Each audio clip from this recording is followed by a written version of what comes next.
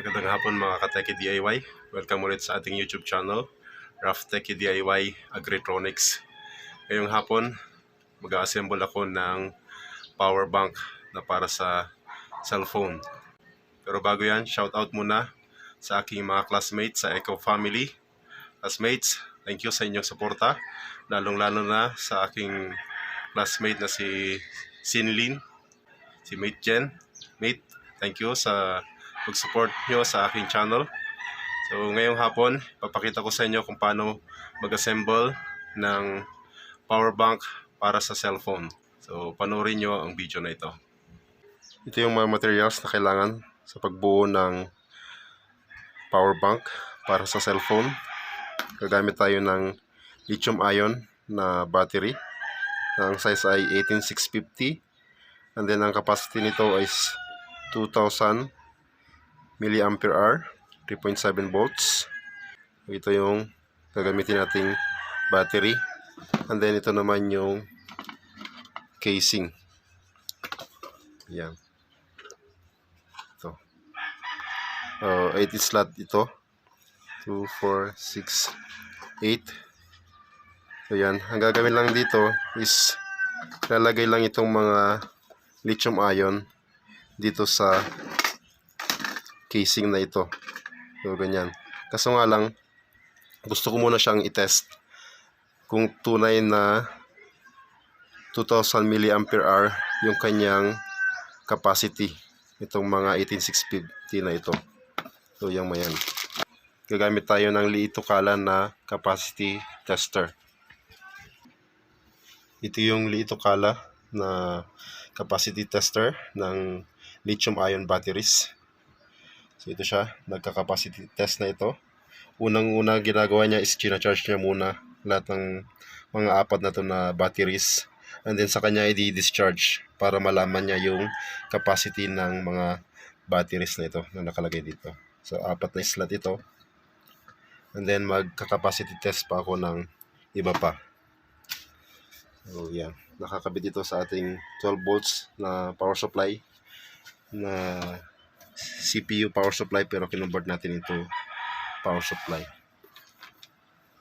Nakabit natin ito sa likod.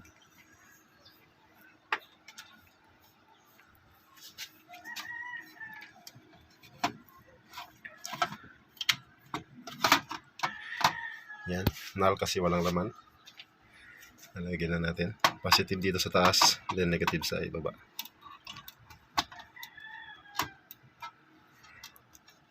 And then, meron siyang tatlong option, charge, and then fast test, tsaka north test. Ang pipiliin natin is north test, and then gagamitin natin is yung 1000 mAh na current.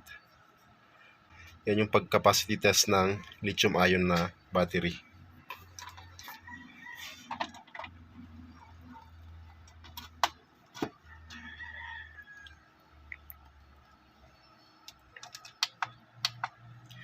Yan, north test, and then 1000 mAh na current.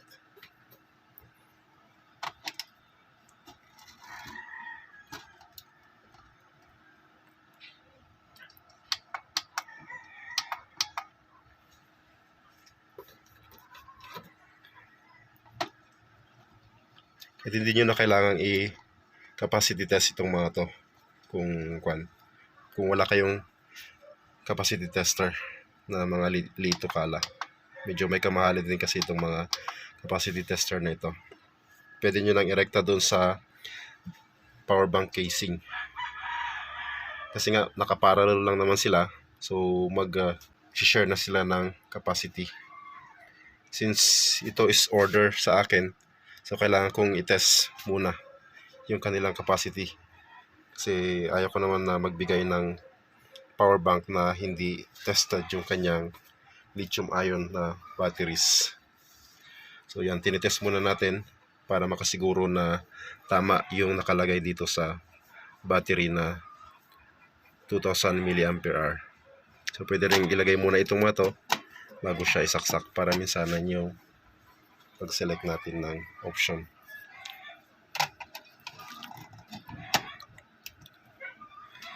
Yan. siguraduhin nyo lang na trusted yung pinagbibilihan nyo ng mga lithium ion. Kasi may mga lithium ion na nagkalat na mga peke. So, si Solar Power Dagupan, yun yung trusted ko na binibilihan ng lithium ion. Si Solar Power Dagupan yung matagal ko nang pinagbibilhan. At itong mga casing na ito. So, instead na bumili kayo ng mga power bank na madaling madrain, ito na lang yung bilhin nyo. So, itong mga lithium ion na yan, nasa 100 pesos or lesser yung ibang capacity. Then ito naman nasa 200 pesos. So, makakagastos kayo ng mga 1,000 sa 80 slot na power bank. So, ito 2,000 times 8. So, 16,000 na milliampere hour ang kanyang magiging capacity na 5 volts. So, yan yung paggawa ng power bank.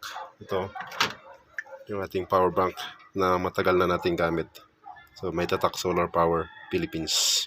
So, itong Solar Power Philippines is a Facebook group na kung saan doon tatanong ang mga newbie at saka doon naman nagsasagot yung mga expert pagdating sa solar at saka mga batteries. Pwede rin kayo mag-member doon para matuto ng iba pang mga DIY project regarding solar at saka mga batteries. So yan, pag nailatag na natin, pwede natin siyang isaksak sa 12 volts.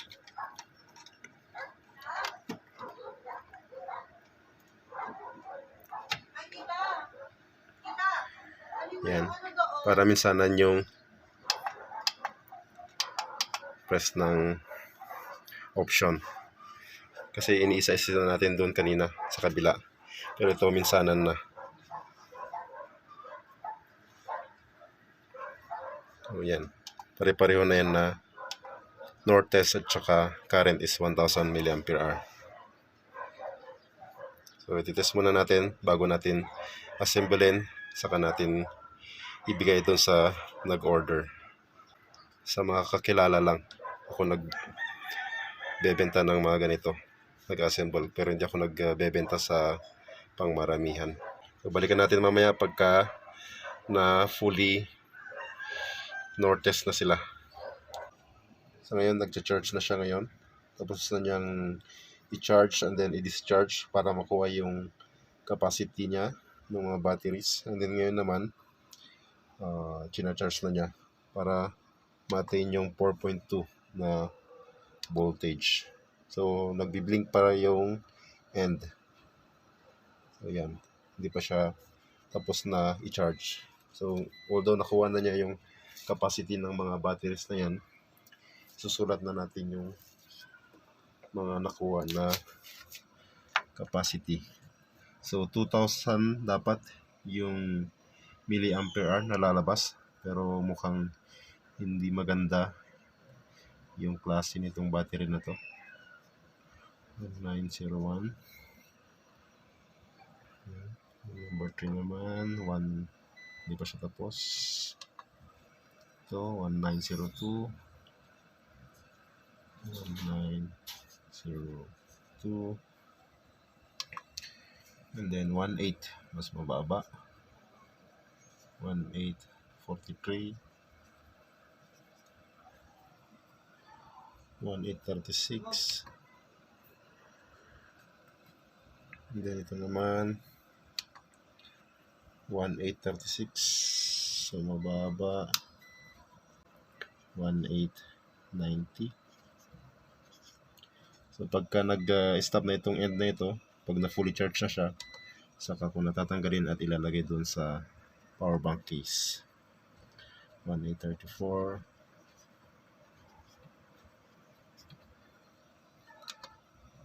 1821,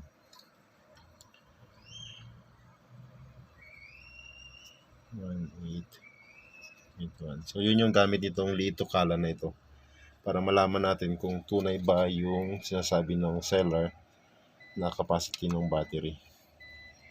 1898. Pero pag wala kayong liitokala, kahit na direct Saan nyo nang ilagay doon sa power bank case. 98, 1836,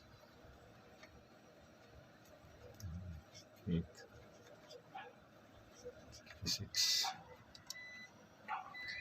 Isa hindi pa tapos. Yan. 1828.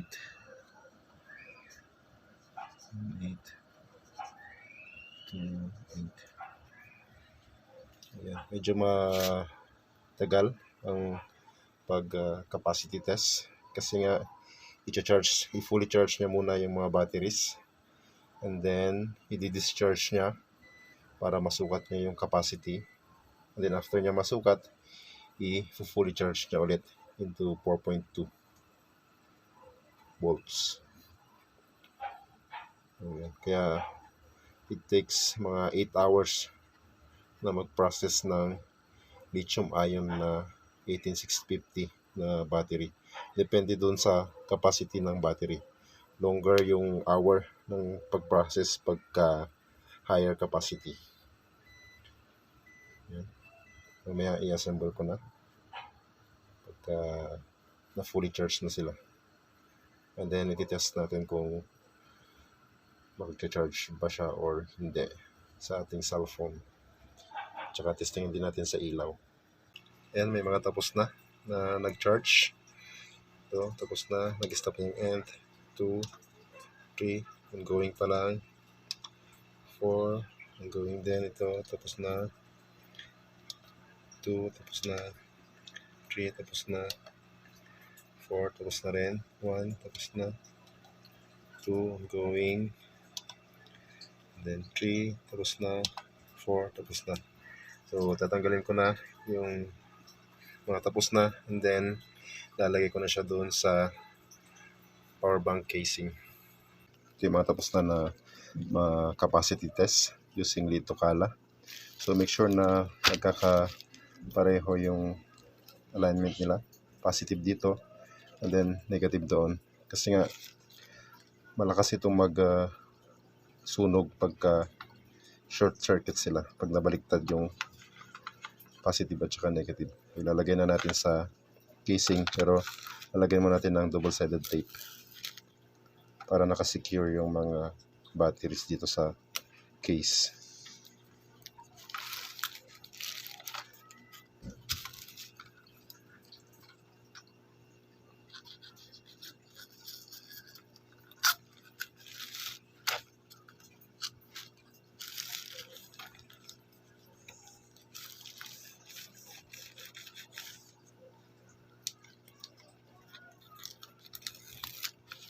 Ayan. Then, lalagay ko na yung batteries.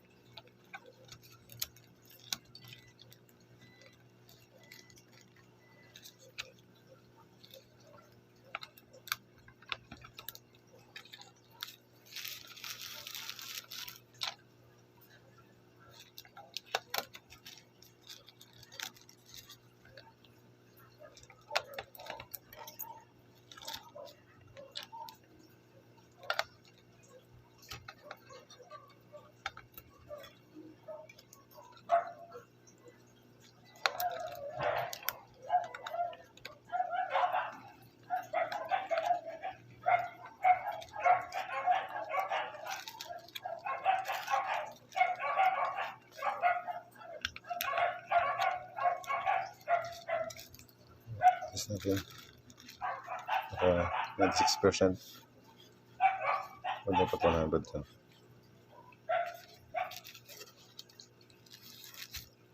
Then, lagyan na natin itong takip.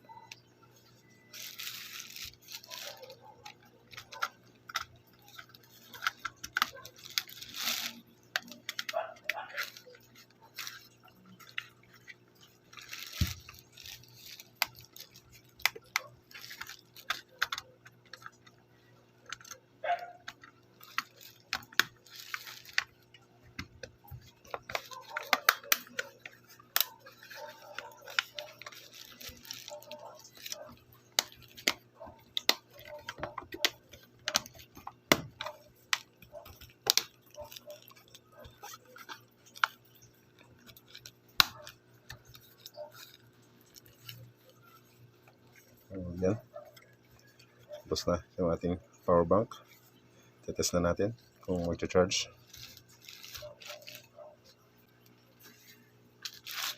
May ilaw din ito.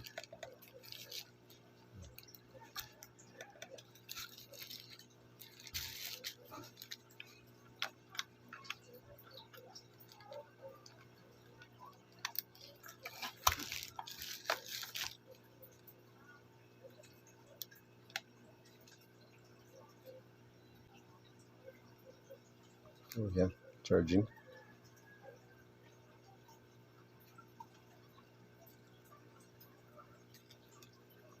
Yan. So pag ganito yung capacity ng power bank, nasa 3 na charging kaya niya itong mga ganitong cellphone. So depende rin dun sa capacity ng cellphone. Okay. Testingin naman natin sa ilaw.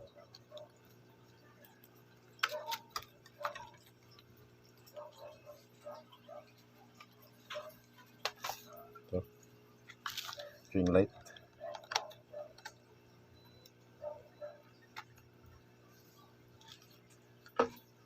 Ayan, ayan natin. Ayan. Okay.